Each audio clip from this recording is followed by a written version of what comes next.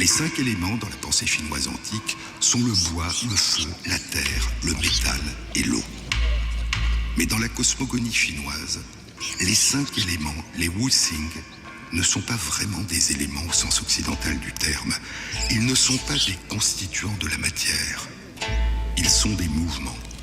Les 5 mouvements, ou les 5 processus, ou les 5 étapes, ou encore les 5 cycles, les 5 relations dynamiques et perpétuellement mouvantes entre les phénomènes qui constituent le monde.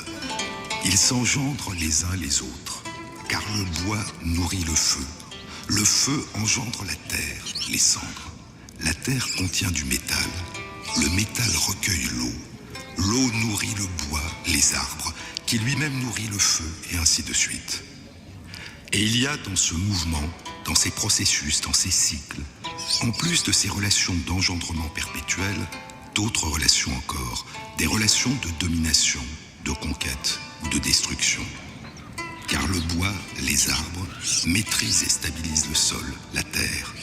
La terre absorbe l'eau éteint le feu fait fondre le métal, et le métal coupe le bois, les arbres, qui lui-même maîtrise le sol, la terre, et ainsi de suite. Ces 5 mouvements, ou processus, ou étapes, ou cycles, jouent un rôle majeur dans la cosmogonie, dans l'astronomie, dans la géomancie, la divination, dans l'orientation et la construction des bâtiments, dans la médecine traditionnelle chinoise, dans la musique, dans les arts martiaux. Ils sont associés aux 5 planètes visibles à l'œil nu, Mercure, Vénus, Mars, Jupiter et Saturne. Ils sont associés aux 5 directions, les 4 points cardinaux, l'Est, l'Ouest, le Nord, le Sud, et une 5e direction, le centre. Ils sont associés aux 5 saisons, le printemps, l'été, l'automne, l'hiver, et une 5e saison, constituée par toutes les intersaisons qui séparent les 4 saisons. Ils sont associés aux 5 couleurs, vert, rouge, jaune, bleu, noir. Ils sont associés aux 5 constellations, aux 5 notes de musique de la gamme pentatonique, aux 5 saveurs, etc.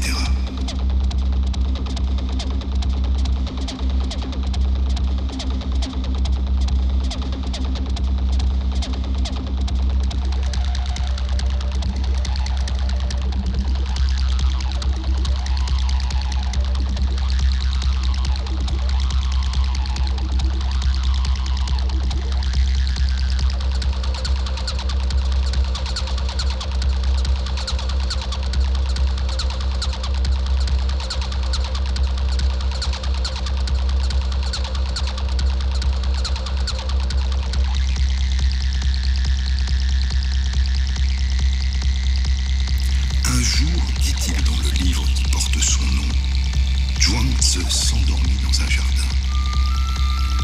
Il fit un rêve. Il rêva qu'il était un papillon qui voltait çà et là dans le jardin, heureux et faisant ce qui lui plaisait. Au bout d'un moment, fatigué de voler, le papillon se pose sur une fleur et s'endort. Il fait un rêve. Il rêve qu'il est Zhuangzi. Soudain, Zhuangzi s'éveille. Il sait qui il est. Il sait qu'il existe sans aucune erreur possible.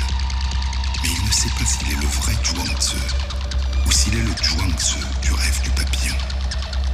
Il ne sait pas si c'est Zhuangzi qui a rêvé du papillon ou si c'est le papillon qui a rêvé qu'il était Zhuangzi.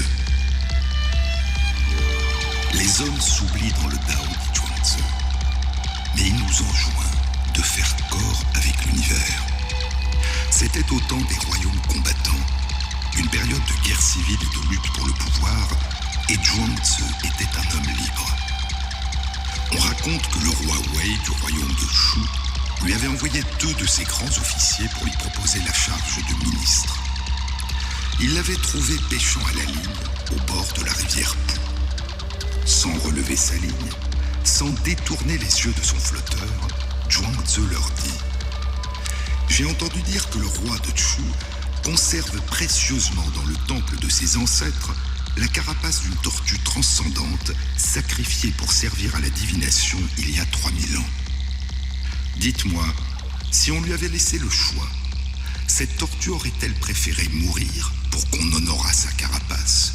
Ou aurait-elle préféré vivre en traînant sa queue dans la boue?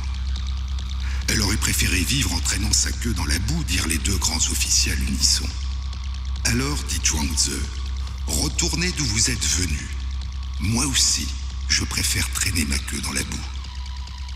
Je continuerai à vivre obscur mais libre. Je ne veux pas d'une charge qui coûte souvent la vie à celui qui la porte et qui lui coûte la paix toujours.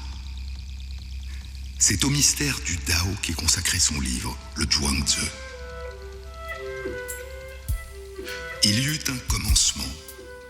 Il y eut un commencement au commencement. Il y eut un commencement au commencement du commencement. Il y eut l'être. Il y eut le non-être. Il y eut ce qui précéda le non-être.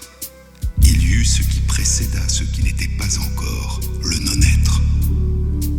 Et ainsi, le Dao ne peut être connu que comme inconnaissable. À défaut de savoir ce qu'il est, on ne peut l'approcher qu'en sachant qu'on ne peut savoir ce qu'il est. Tous les êtres de ce monde naissent du visible, dit Lao Tzu. Le visible, lui, naît de l'invisible.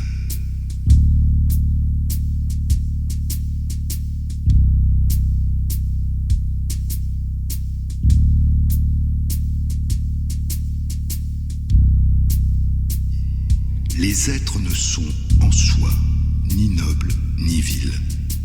Aucun être n'est sans valeur si l'on valorise ce par quoi il a de la valeur. Non agir dans la pensée de Lao Tzu, c'est la suprême force, dit François Cheng. Je pourrais ajouter, poursuit Cheng, faire ce qu'il faut et puis laisser faire.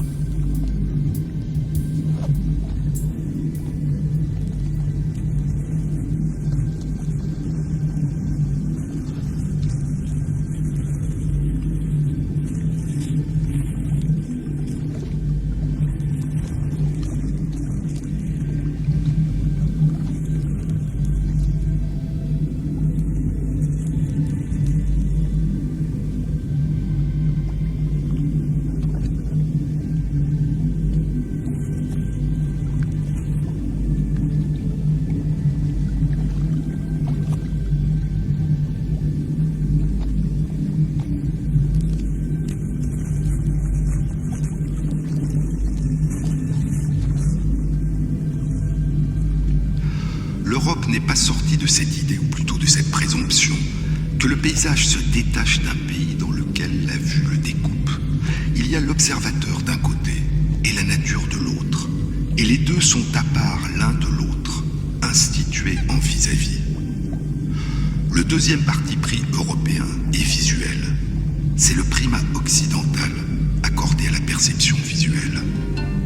La Chine, poursuit Julien, nous met devant une toute autre entrée de ce que nous appelons paysage en Europe.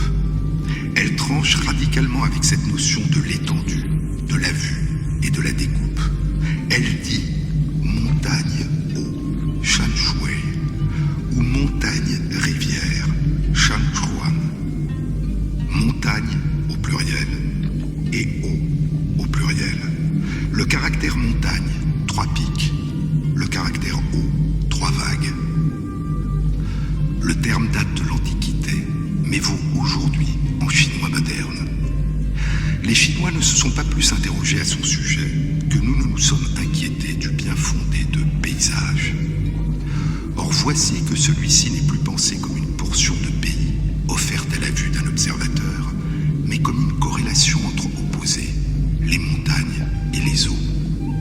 Montagne, eau. Il y a d'une part ce qui tend vers le haut, la montagne, et de l'autre ce qui tend vers le bas, l'eau. Le vertical et l'horizontal, haut et bas, à la fois s'opposent et se répondent.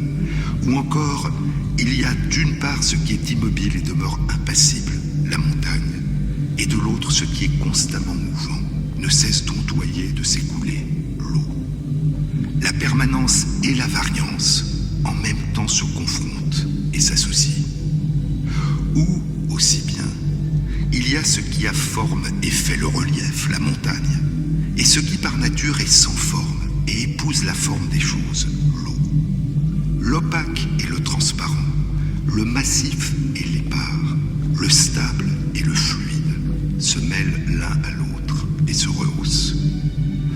Ou enfin, il y a ce qu'on a frontalement devant les yeux et qu'on regarde, la montagne, et ce qu'on entend de divers côtés et dont le bruissement parvient à l'oreille, l'eau. La vue et l'ouïe sont également sollicités.